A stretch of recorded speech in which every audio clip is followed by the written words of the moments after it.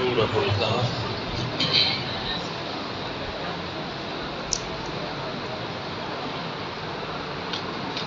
آیت نمبر 16۔ اعوذ باللہ من الشیطان الرجیم، بسم اللہ الرحمن الرحیم۔ وَإِذِ اعْتَزَلْتُمُوهُمْ وَمَا يَعْبُدُونَ إِلَّا اللَّهَ فَأْوُوا إِلَى الْكَهْفِ يَنشُرْ لَكُمْ رَبُّكُمْ مِنْ رَحْمَتِهِ وَيُهَيِّئْ لَكُمْ مِنْ أَمْرِكُمْ مِرْفَقًا وَتَرَى الشَّمْسَ إِذَا طَلَعَتْ تَزَاوَرُ عَنْ كَهْفِهِمْ ذَاتَ الْيَمِينِ وَإِذَا غَرَبَتْ تَقْرِضُهُمْ ذَاتَ الشِّمَالِ وَهُمْ فِي فَجْوَةٍ مِّنْهُ وصلی اللہ علی النبی الکریم۔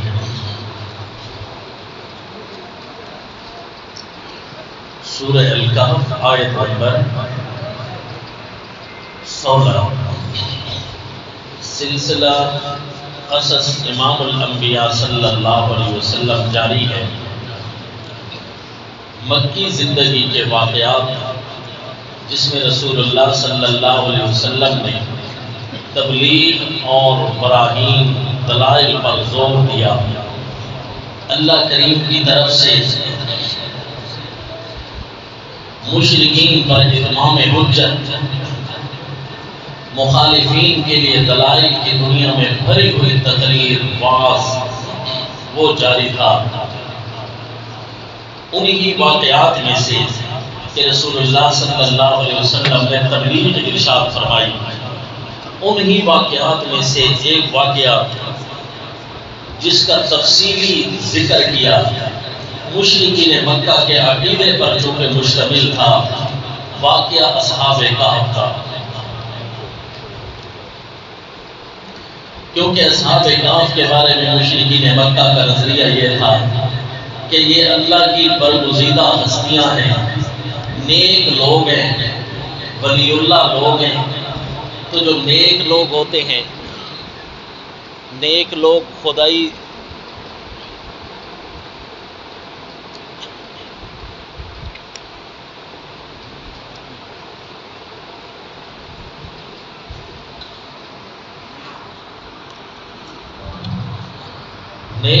خدائی اختیارات اور تصرفات کے نعوذ باللہ مالک ہو جاتے ہیں کہ ان کے اندر خدائی طاقتیں آ جاتی ہیں، وہ انہونی قدرتیں رکھتے ہیں۔ اس لیے اصحاب کہف کے نام کی روٹیاں دیتے تھے، اصحاب کہف کے نام کی نظر و نیاز دیتے کہ یہ برگزیدہ ہستیاں ہیں، نیک لوگ ہیں، اللہ نے ان کو طاقتیں دے رکھی ہیں۔ تو رسول اللہ صلی اللہ علیہ وسلم سے پوچھتے ہیں کہ اصحاب کہف کے بارے میں تمہارا کیا عقیدہ ہے، تمہارا کیا نظریہ ہے؟ تو پیارے امام الانبیاء صلی اللہ علیہ وسلم نے جس انداز سے واعظ فرمایا اور جس انداز سے تقریر فرمائی، وہ براہ راست اللہ کریم سکھاتے گئے اور رسول اللہ صلی اللہ علیہ وسلم ان کو بتاتے گئے کہ برگزیدہ ضرور تھے، نیک ضرور تھے، اچھے لوگ تھے۔ اب اچھے لوگوں کا عقیدہ تو پوچھ لو کہ ان کے ساتھ گزری کیا، ان کے ساتھ کیا بیتی، کیا جھگڑا تھا اس علاقے کے اندر ان کے ساتھ جہاں وہ رہتے تھے۔ اصحاب کہف کو لوگوں نے کیوں ان کے ساتھ دشمنی کر دی تھی؟ چنانچہ آپ سن چکے پچھلے سبق میں کہ اصحاب کہف نے بادشاہ کے دربار میں کھڑے ہو کر وہاں ایک اعلان کیا تھا، واعظ کیا تھا۔ اس واعظ میں انہوں نے کہا کہ ہمارا صرف اور صرف مدعا یہ ہے، ہم کہنا یہ چاہتے ہیں، ہماری کوئی سنے تو کہ ربنا رب السماوات والارض لن ندعو من دونه الہا لقد قلنا اذا شططا، کہ ہم یہ کہنا چاہتے ہیں کہ ہمارا حاکم مطلق، ہمارا الہ، ہمارا پروردگار صرف اور صرف وہ ہے جو آسمان و زمین کا اکیلا رب ہے، جبکہ تم ہم سے منوانا چاہتے ہو کہ فلاں بھی تمہاری کوٹی قسمتیں کھڑی کر سکتا ہے، فلاں بھی بیماریوں سے شفا دے سکتا ہے، فلاں بھی ہمارے بارشیں برسا سکتا ہے، فلاں بھی ہمیں بیٹا بیٹیاں دے سکتا ہے، حالانکہ یہ اختیار تو اس کے پاس ہیں جس کے پاس زمین و آسمان کے اختیار ہیں۔ ربنا رب السماوات والارض، ظاہر ہے بادشاہ کے بڑے دربار میں بادشاہ کا جو نظریہ تھا اس کے خلاف گفتگو کرنا اپنے آپ کو موت کے منہ میں لے جانا ہے، کیونکہ بادشاہ کی طبیعت پر گرا گزرا، اسے غصہ آیا، اس نے تو قتل کا حکم دے دینا ہے، اس کے عقیدے کو چیلنج کیا جا رہا ہے۔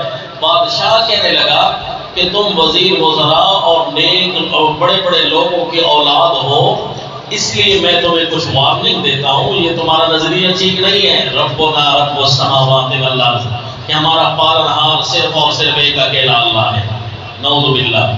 اس نے کہا یہ تم نظر ثانی کر لو، تمہیں میں وارننگ دیتا ہوں، چلے جاؤ، سوچ کر جواب دینا، ورنہ تو تمہیں میں ختم بھی کر سکتا تھا، لیکن تم سوچ کر مجھے جواب دینا، کل آنا۔ بادشاہ نے کچھ وقت دیا، اب جب انہیں وقت ملا تو وہ آپس میں بیٹھ کر مشورہ کرنے لگے، بھئی ہم کیا نظر ثانی کریں اپنے عقیدے پر؟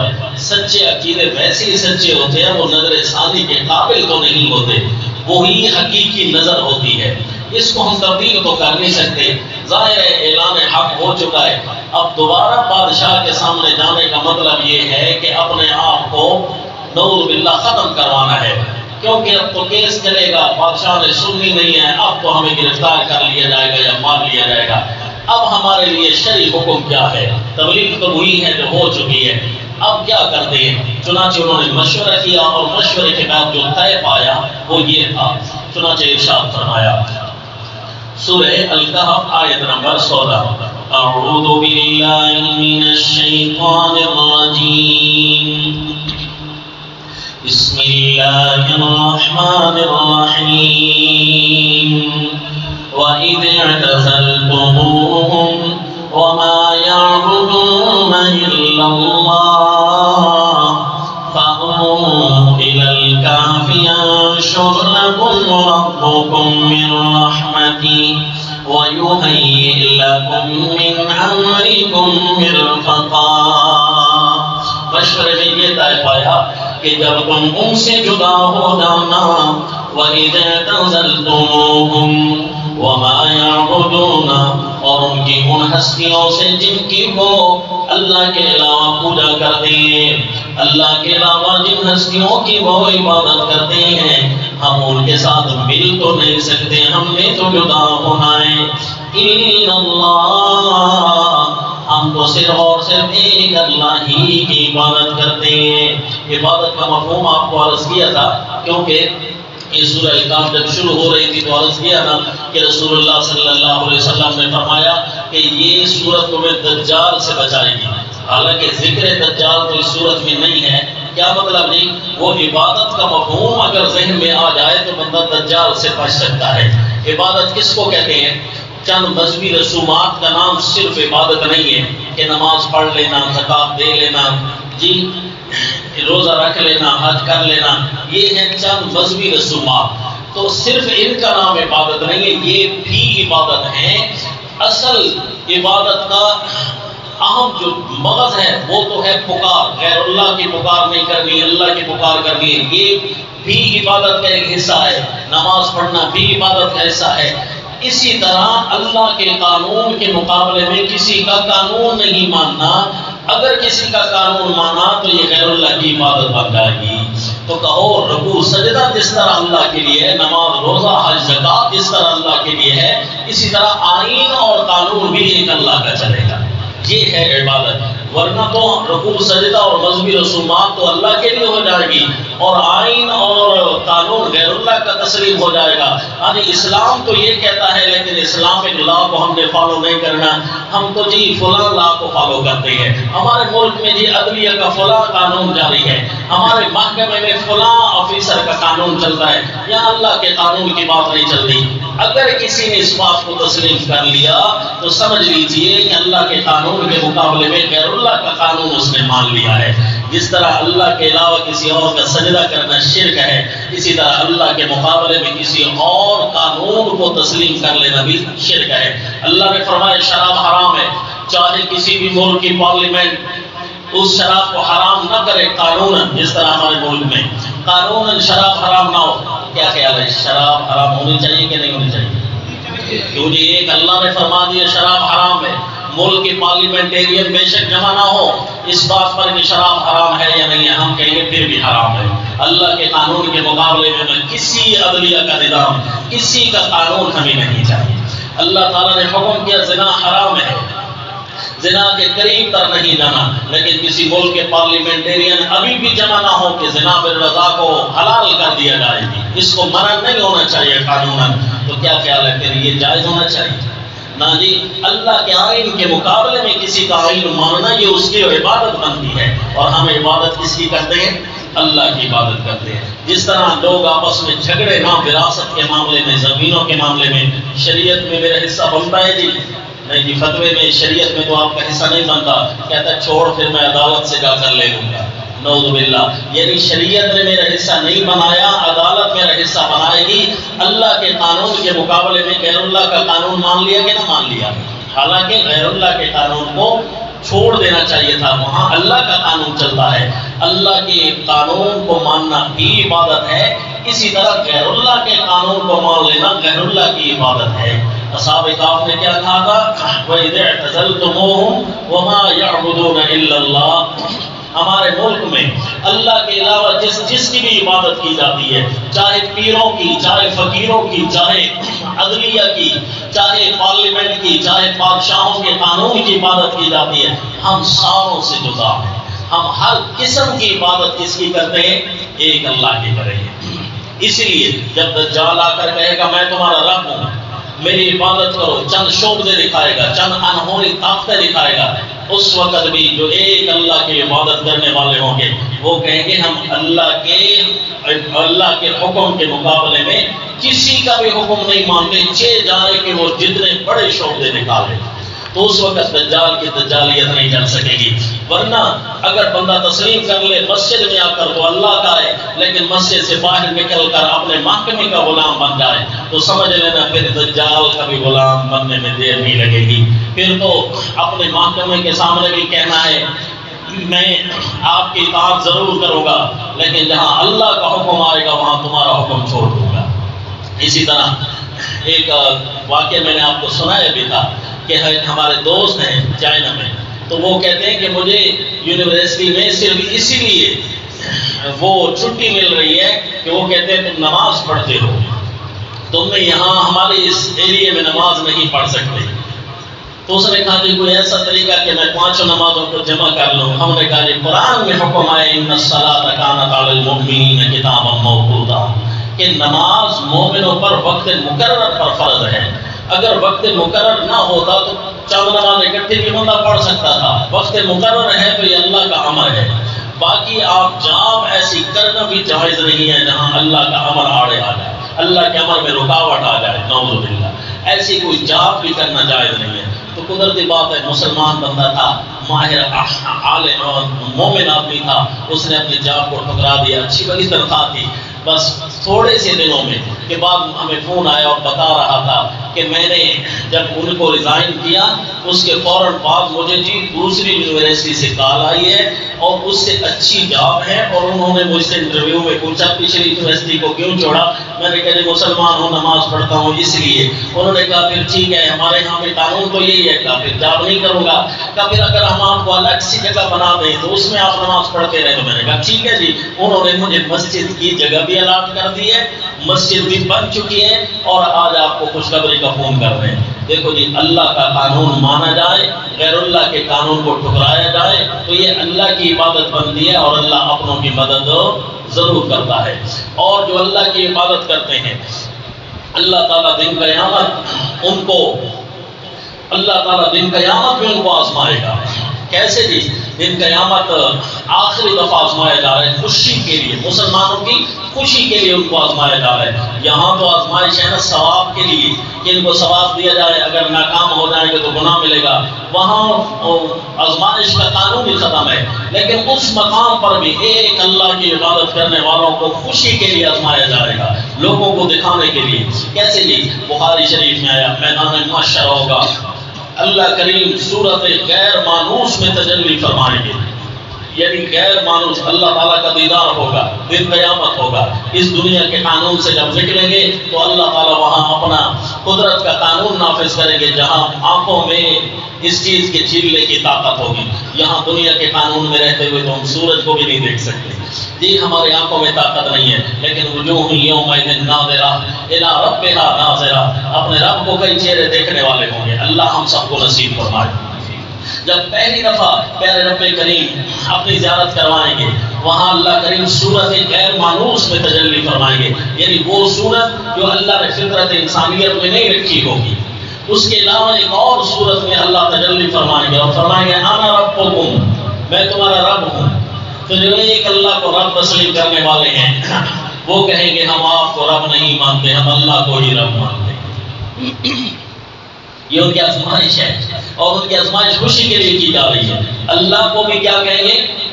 ہم اپنے رب اللہ کو رب مانتے ہیں، اللہ کے علاوہ کسی کو رب ہو، یعنی آخری درجے کی آزمائش ہے۔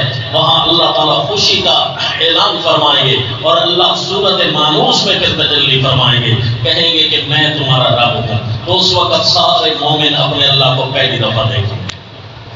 یہ میرے نبی صلی اللہ علیہ وسلم نے ارشاد فرمایا، یعنی ایک اللہ کے قانون کو تسلیم کرنا، ایک اللہ کی ربوبیت کو ماننا، اور کوئی ہمارا رب نہیں ہے۔ قرآن نے کہا ہے مولوی اور پیر کا فتویٰ بھی قرآن کے مقابلے میں آ جائے تو اس کو نہیں ماننا۔ اگر مان لیا تو تم نے مولوی کی عبادت کر لی، مفتی کی عبادت کر لی، غیر اللہ کی تم نے عبادت کر لی ہے، غیر اللہ کو رب تسلیم کر لیا ہے۔ اس لیے ہم رب اللہ کے علاوہ کسی کو نہیں مانتے۔ اپنے بڑے کو بھی، اپنے چھوٹے کو بھی، اپنے مذہبی پیشواؤں کو بھی، اپنے دنیاوی پیشواؤں کو رب کم از کم نہیں بنائیں گے۔ اپنے ماں باپ کو بھی رب بنانا جائز نہیں ہے۔ قانون اور امر صرف اللہ کا، اللہ کے امر کے تحت تو تمہاری اطاعت کرتے رہیں گے۔ اللہ کے امر کے خلاف استاد کا کہنا نہیں ماننا، مرشد کا نہیں ماننا، بڑے کا نہیں ماننا، یہ ہے اصل عبادت۔ عبادت کا مفہوم سمجھ آیا جی؟ بس یہ اصحاب کہف نے کہا وما یعبدون الا اللہ، جس کی یہ عبادت کرتے ہیں ہم ساروں سے جدا ہو رہے ہیں، ایک اللہ کی ہم عبادت کریں گے۔ لہذا فیصلہ تو ہمارا یہی ہے۔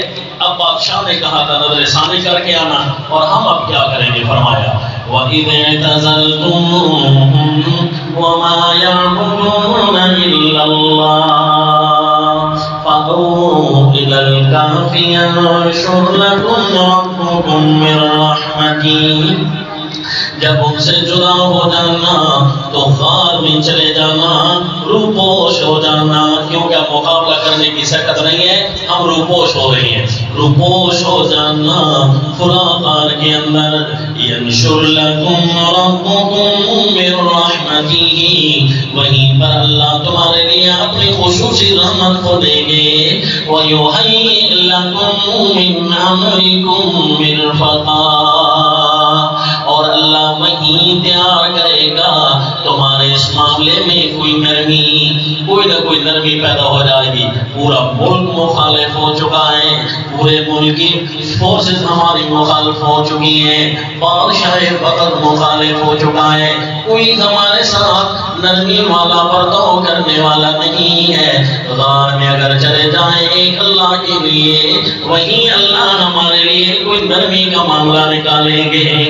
غار میں جاتے ہوئے انہوں نے دعا مانگی تھی، جو گزشتہ سبق میں آپ کو بتایا نا، آیت نمبر 10 میں آئی۔ جیسے غار میں داخل ہونے لگے تو دعا مانگی، ربنا آتنا من لدنک رحمہ وہیئ لنا من امرنا رشدا۔ یہ ان لوگوں کی دعا ہے جو دنیا کے قانون سے ٹکر لے لیتے ہیں۔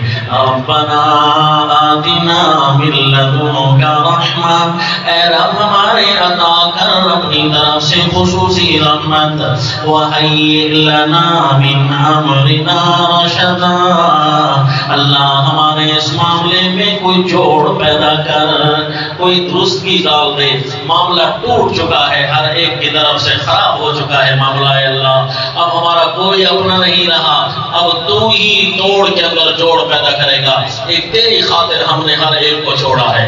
اب رب کریم نے اپنی رحمتوں کا اعلان شروع کر دیا کہ اب ان کی جو آزمائش تھی وہ پوری ہو چکی، ان کی جو تبلیغ تھی وہ پوری ہو چکی، اب ان پر انعامات کا وقت شروع ہونا چاہتا ہے۔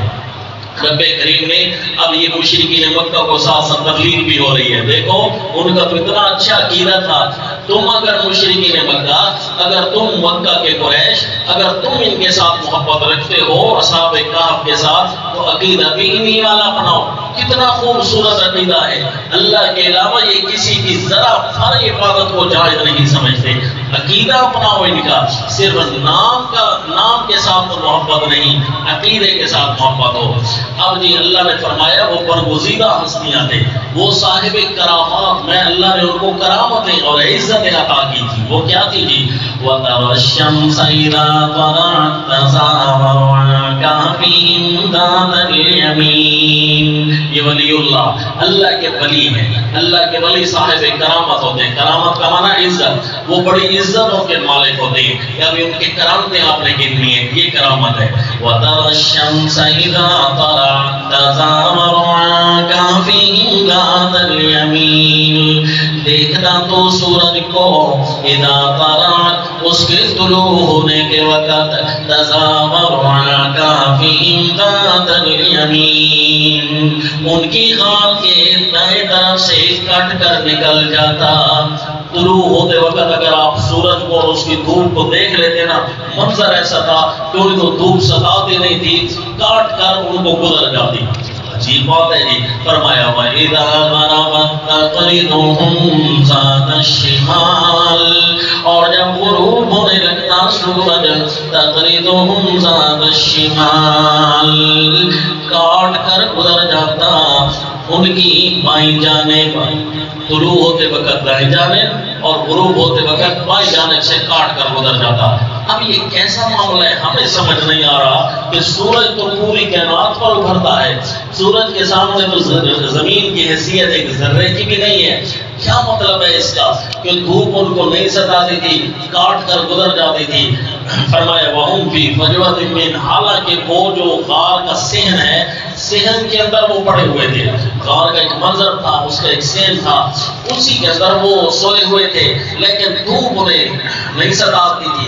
اے اللہ یہ کیسا ہوگا؟ فرمایا ذَلِكَ مِنْ آیَاتِ اللَّهِ، یہ اللہ تعالیٰ کی خصوصی نشانیوں میں سے ایک تھا۔ غار کا نقشہ، غار میں سورج کا آنا، دھوپ کا چڑھنا، اس کا نکلنا، یہ سارا کا سارا اللہ کے عجائبات قدرت میں سے ہے۔ کائنات میں اللہ کے کئی عجائبات ہیں جی۔ یہ غار بھی عجوبہ تھے۔ حضرت امام شاہ ولی اللہ رحمہ اللہ اس کے ایک نقشہ اپنی طرف سے بناتے ہیں کہ مجھے لگتا ہے کہ اس کی شکل یوں بنے گی۔ جس نے جیومیٹری پڑھی جو ہے نا، تو اس نے دیکھا ہے کہ جیومیٹری کی کم از کم 300 سے زیادہ اشکال ہیں جو اس وقت معرض وجود میں ہیں۔ کئی اور بھی آئیں گے علم الہندسہ کے ماہرین، وہ اور بھی اشکال وضع کر سکتے ہیں۔ تو 300 سے زائد اشکال ہیں یہ جو انہوں نے وضع کی ہیں۔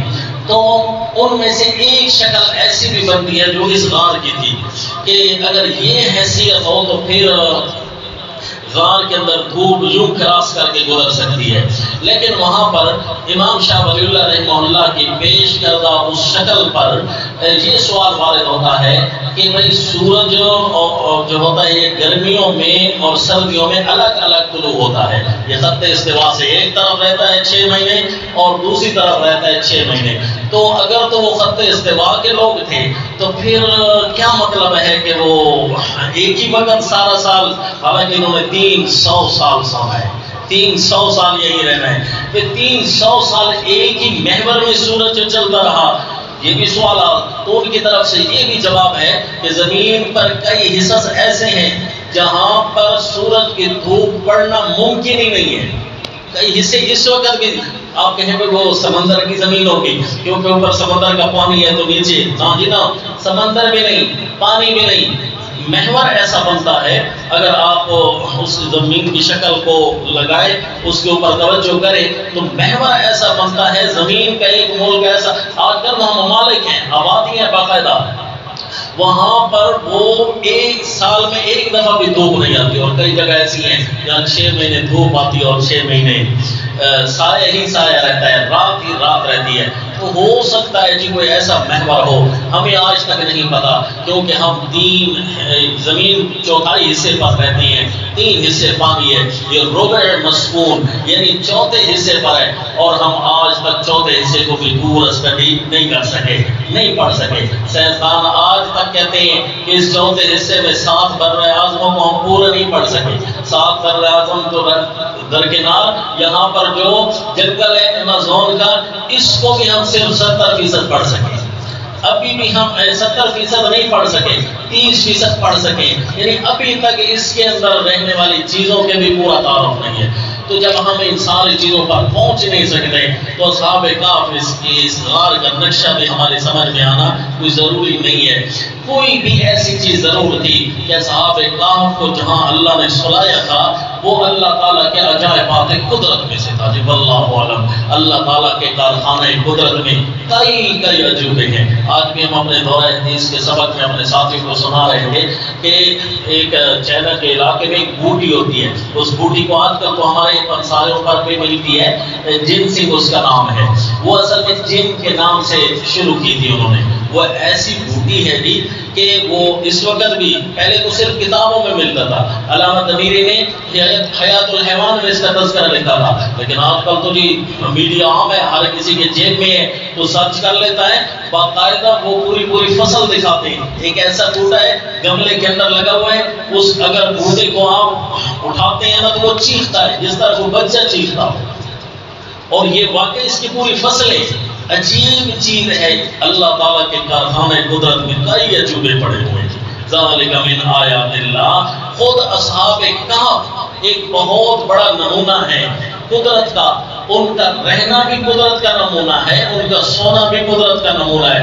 اتنے اولو العظم شخصیات، یہ اللہ کریم مشرکین مکہ کو سمجھا رہے ہیں۔ اس کا یہ مطلب تو نہیں ہے کہ یہ خدا بن گئے، اس کا یہ مطلب تو نہیں کہ یہ الہ بن گئے، پھر بھی یہ اپنی اللہ کی رحمت کے محتاج ہیں۔ اگر الہ ہوتے نا کم از کم بادشاہ وقت کو اپنے پھونکوں سے اڑا لیتے۔ بادشاہ وقت سے روپوش ہونے کا کیا معنی ہے؟ جو مختار کل ہوتا ہے، جو لجپال ہوتا ہے، جو داتا ہوتا ہے، جو غریب نواز ہوتا ہے، گنج شکر گنج بخش ہوتے تو کم از کم یہ بادشاہ کو اپنی پھونکوں سے اڑا لیتے نا۔ بادشاہ کو نہیں، روپوش ہو رہے ہیں کہ مسبب الاسباب ذات صرف اور صرف اللہ کی ہے، ہم با اختیار نہیں ہیں، ہم مختار کل نہیں ہیں، ہم ایک اللہ کے اختیار کے تحت ہیں، اللہ سے مانگتے رہیں گے۔ چنانچہ اصحاب کہف کی وہ غار جو ہے وہ بھی کارخانے قدرت کے عجائبات میں سے ایک تھی۔ چنانچہ فرمایا وَتَرَى الشَّمْسَ إِذَا طَلَعَتْ تَزَاوَرُ عَنْ كَهْفِهِمْ ذَاتَ الْيَمِينِ وَإِذَا غَرَبَتْ تَقْرِضُهُمْ ذَاتَ الشِّمَالِ وَهُمْ فِي فَجْوَةٍ مِّن ذَلِكَ مِنْ آيَاتِ اللَّهِ۔ یہ غار بھی اللہ تعالیٰ کے عجائبات قدرت میں سے تھی۔ مَن يَهْدِ اللَّهُ فَهُوَ الْمُهْتَدِ، جس کی اللہ رہنمائی کرتا ہے وہی دلائل رکھتا ہے۔ فَهُوَ الْمُهْتَدِ کا کیا معنی کریں گے جی؟ وہی دلائل رکھتا ہے جس کو اللہ دلائل دیتے ہیں، کیونکہ راہ وہی پا سکتا ہے نا، اور جس کے پاس اللہ کی رہنمائی نہیں ہے چاہے جتنے بڑے سے بڑے فلسفے پڑھ لے اس کے دلائل ناقص ہوتے ہیں، کہیں نہ کہیں وہ اس کو ٹھوکر لگ جائے گی، کہیں نہ کہیں وہ لاجواب ہو جائے گا، اور قرآن خود لاجواب نہیں ہوتا بلکہ اس کے دلائل لاجواب ہوتے ہیں، یہ ہر کسی کو لاجواب کر دیتے ہیں۔ بھائی یاد اللہ، اس لیے لوگوں اللہ کا قرآن پڑھیں، جو نالج یہاں سے ملتا ہے، جو دلائل یہاں سے ملتے ہیں، جو فلسفہ اسلام پیش کرتا ہے، یہ کبھی بھی زیر ہونے والا نہیں ہے، یہ ہمیشہ زبردست رہے گا۔ من يهد الله فهو المهتد ومن يضلل فلن تجد له وليا مرشدا. اور جس کو اللہ پھٹکا دے یعنی جو اللہ تعالیٰ سے دور ہوا وہ پھٹک گیا. فلن تجد له وليا مرشدا. اس کا کوئی بھی تم مددگار نہیں پاؤ گے جو اس کے کام بنا سکتا ہو. مرشدہ جو اس کی بیڑیاں بنا سکتا ہو, جو اس کے کام بنا سکتا ہو. وَتَحْسَبُهُمْ أَيْقَاظًا وَهُمْ رُقُودٌ. یہ تو ان کی کرامت صبح و شام ظاہر ہوتی تھی نا, دھوپ والی, اور 300 سال تک ظاہر ہوتی رہی. یہ کرامت روزانہ 2 دفعہ. ایک اور بھی کرامت تھی کہ جس طرح سویا ہوا بندہ ہونا نیند میں چلا جائے, دور سے بندہ اس کی آنکھوں کی طرف نہ بھی دیکھ رہا ہونا, پتہ چل جاتا ہے کہ یہ سویا ہوا ہے, کیونکہ جسم کی وضع قطع ڈھیلا ڈالا ایسا ہوتا ہے نا کہ دور سے نقشہ دیکھ کر بھی بندہ سمجھ جاتا ہے کہ یہ بندہ سویا ہوا ہے. اور کوئی ویسے لیٹا ہوا ہو, جاگ رہا ہو, تو اس کا بعض اوقات جسم کی ڈھیل ڈول بتا رہی ہوتی ہے کہ یہ بندہ ابھی نیند میں نہیں گیا, یہ ابھی بندہ جاگ رہا ہے. لیکن اصحاب کہف بجائے اس کے سوئے ہوئے تھے. دور سے بھی اگر کوئی دیکھ لیتا تو جاگتے ہوئے محسوس ہوتے تھے, گویا اللہ نے سلایا ہی ایسا کہ سلانے میں بھی کرامت ظاہر ہو رہی ہے کہ کوئی دور سے دیکھ لیتا تو سمجھتا یہ تو جاگ رہے ہیں. اس کو اللہ نے یوں رپورٹ کیا, فرمایا وَتَحْسَبُهُمْ أَيْقَاظًا وَهُمْ رُقُودٌ. تم ان کو سمجھتے جاگتے ہوئے, وَهُمْ رُقُودٌ, حالانکہ وہ سوئے ہوئے ہیں. اگر کوئی ان کو دیکھ لیتا سمجھتا کیا جی یہ جاگ رہے, حالانکہ وہ سوئے ہوئے تھے. وَنُقَلِّبُهُمْ ذَاتَ الْيَمِينِ وَذَاتَ الشِّمَالِ. ان کی تیسری قسم کی کرامت یہ ہے کہ کوئی بندہ سو جائے نا, اور 300 سال کے لیے سونا کتنی بڑا معنی رکھتا ہے جی. عقل کم از کم عقل سے یہ ماورا ہے, ماننا پڑے گا جو اللہ نے جو فرما دیا ہے, ورنہ یہ عقل کے اس کلیے میں آنے والی نہیں ہے. کیونکہ بندہ اگر سو لینا 8 گھنٹے سے زیادہ ہڈیاں ٹوٹنے لگتی ہیں, جسم درد کرنے لگ جاتا ہے. 24 گھنٹہ سونا تو ہمارے پاؤں میں بھی نہیں ہے, کوئی 24 گھنٹے بھی سوتا ہوگا. اگر کوئی بیمار بھی چلا جائے گا بیڈ پر تو اسے لیٹنا بھی اس کے لیے مسئلہ بن جاتا ہے. اس کے جسم پر بیڈ سور ہونے لگ جاتے ہیں, جسم زخمی ہونے لگ جاتا ہے. اور جو 300 سال کے لیے سے ان کے جسم کو خوش نہیں ہوا, اللہ کریم نے فرمایا کہ ہم نے ان کی یہاں بھی کرامت ظاہر کر دی. کیا کر یعنی ہم نے فرمایا وَنُقَلِّبُهُمْ ذَاتَ الْيَمِينِ وَذَاتَ الشِّمَالِ. اور ہم ان کی کروٹیں بدلتے رہے دائیں اور بائیں. جیسے ہی وقت آنے لگتا ان کا جسم درد کرنے لگتا, اللہ کی رحمت ان کی کروٹیں تبدیل کرتی رہتی. یہ 300 سال تک یوں ہوتا رہا. وَنُقَلِّبُهُمْ ذَاتَ الْيَمِينِ وَذَاتَ الشِّمَالِ. چوتھی کرامت تھی وَقَلْبُهُمْ بَاسِطٌ ذِرَاعَيْهِ بِالْوَصِيدِ. ان کا ایک کتا بھی تھا, قلبهم, ان کا ایک کتا پھیلائے ہوئے تھے اپنے بازو, بالوسید, ایک چوکھٹ پر, غار کی چوکھٹ پر اپنے بازو پھیلا کر وہ بھی بیٹھا رہا. حالانکہ جانور ہے, ختم ہو جاتا, اڑ جاتا, تھک جاتا, اللہ نے اس کو بھی وہیں بٹھایا تھا کیونکہ نسبت ان کی طرف ہو گئی تھی. شیخ سعدیہ بڑا پہلا جملہ فرماتے, سگے اصحاب کہف روز چند پے نیکاں گرفت انسان شد. کہ اصحاب کہف کا کتا تھا, نیکوں کے پیچھے چلا تھا تو انسانوں والی عادتیں اس کے اندر آ گئی. جی انسان چوکیدار بنتے ہیں ولیوں کے, ولیوں والا عقیدہ بنا لو انسان ہو کر تو تمہارا کتنا اچھا رتبہ ہو جائے گا, تم خود ولی بن جاؤ گے. اصحاب کہف اور ولیوں کے ساتھ صرف محبت کرنا یہ فائدہ مند نہیں ہے. اگر محبت ہی صرف کرنی ہے وہ تو کتے نے بھی کی تھی. تو انہیں انسان بننا ہے اور ان کا عقیدہ بھی ساتھ اپنانا ہے. ان کے جسم سے بھی محبت ہو, ان کی تعلیمات سے بھی محبت ہو. جی وَنُقَلِّبُهُمْ ذَاتَ الْيَمِينِ وَذَاتَ الشِّمَالِ وَقَلْبُهُمْ بَاسِطٌ ذِرَاعَيْهِ بِالْوَصِيدِ لَوِ اطَّلَعْتَ عَلَيْهِمْ. ان کی 5ویں کرامت تھی لَوِ اطَّلَعْتَ عَلَيْهِمْ لَوَلَّيْتَ مِنْهُمْ فِرَارًا وَلَمُلِئْتَ مِنْهُمْ رُعْبًا. حیرت ہے سوال ہوتا ہے کہ 300 سال تک وہ سوئے رہے، کوئی بندہ بھی وہاں نہ گیا؟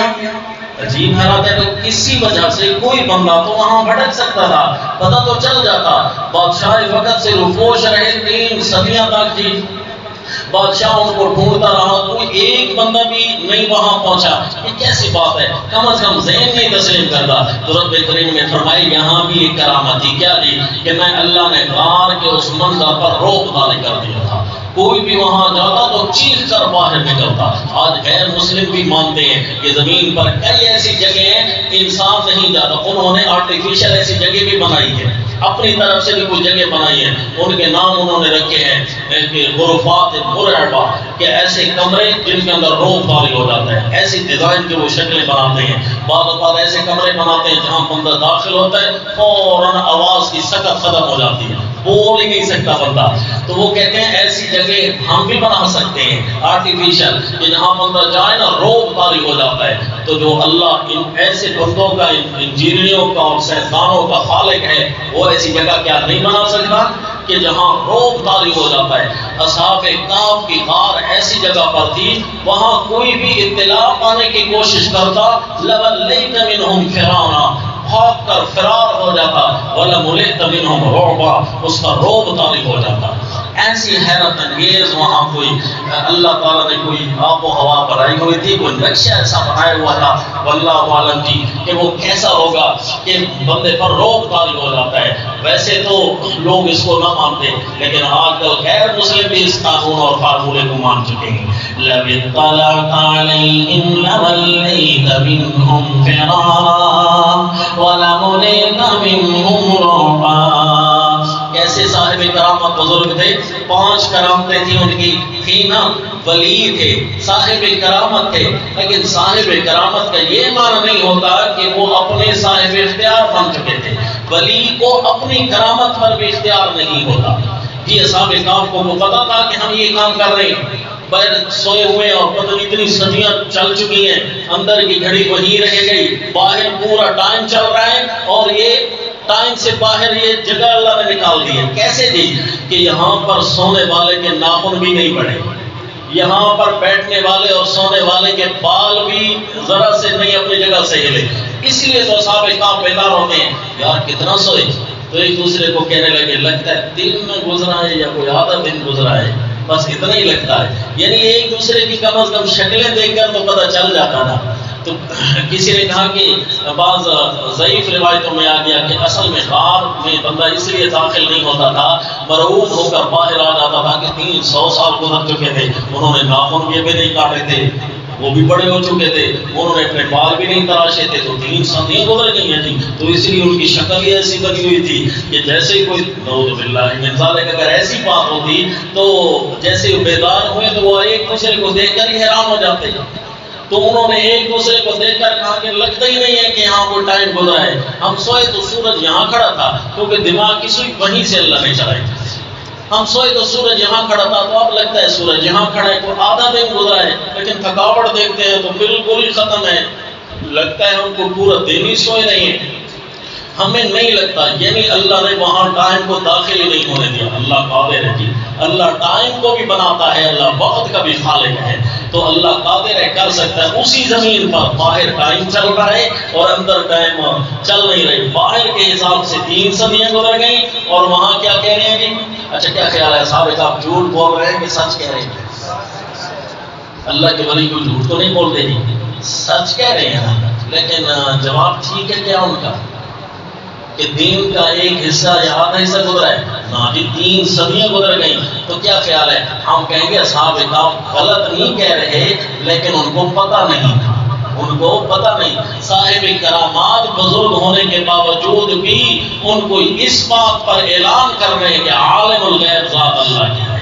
یہ کوئی نہیں کہہ سکتا کہ کوئی ہمارا مرشد بن جائے، ہادی بن گیا، پیر بن گیا، اس کو اپنے مرید کے احوال کا پتہ ہوتا ہے کہ بس جی اس پر کوئی مصیبت آئے نا وہ تصور شیخ کرتا ہے، اپنے پیر کا، اپنے بڑے کا تصور کر لیتا ہے، تو پیر اس کی مدد کو نہیں پہنچ جاتا ہے۔ لا حول ولا قوت الا باللہ۔ پیر پیر ہوتے ہیں، ولی ولی ہوتے ہیں، خدا نہیں بن جاتے، الوہیت ان کے اندر نہیں آ جاتی۔ خدائی صفات کے مالک نہیں بن جاتے. دیکھیں ان کی کرامتیں قرآن بیان کرتا ہے، 5 قسم کی کرامتیں ان کے تھیں، لیکن اس کے باوجود انہیں اتنا نہیں پتا چلا کہ ہمارا ٹائم کتنا گزر چکا ہے.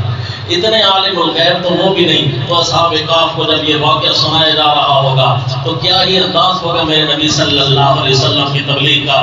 لوگوں عالم الغیب ذات اللہ کی ہے، لوگوں مشکل کشا تمہارا ایک اللہ ہے، لوگوں حاجت روا تمہارا ایک اللہ ہے. یہ 360 خدا جو تم نے مکے میں بکھیر رکھے ہیں، یہ سارے مل کر کچھ نہیں کر سکتے، ایک اللہ سب کچھ کر سکتا ہے. بس یہ جملہ آتا مشرکین مکہ بگڑ جاتے، کہتے اجعل الآلہۃ الہا واحدا، سارے الہ مل کر کچھ نہیں کر سکتے اور ایک اللہ سب کچھ کر سکتا ہے. ان ھذا لشیء عجاب، ہمیں تو یہ بڑی عجیب بات لگتی ہے، تیرا عقیدہ ہم مانتے ہی نہیں ہیں. یہ میرے نبی صلی اللہ علیہ وسلم کی تبلیغ ہے. اصحاب کہف بیدار ہوتے ہیں اور وہاں ایک اور واقعہ پیش آتا ہے کہ وہ کیسے آشکارا ہوئے کہ 3 صدیاں گزر گئی ہیں، کیسے انہیں پتہ چلا ہے. جی انشاءاللہ اگلے درس میں کو مان لیں گے.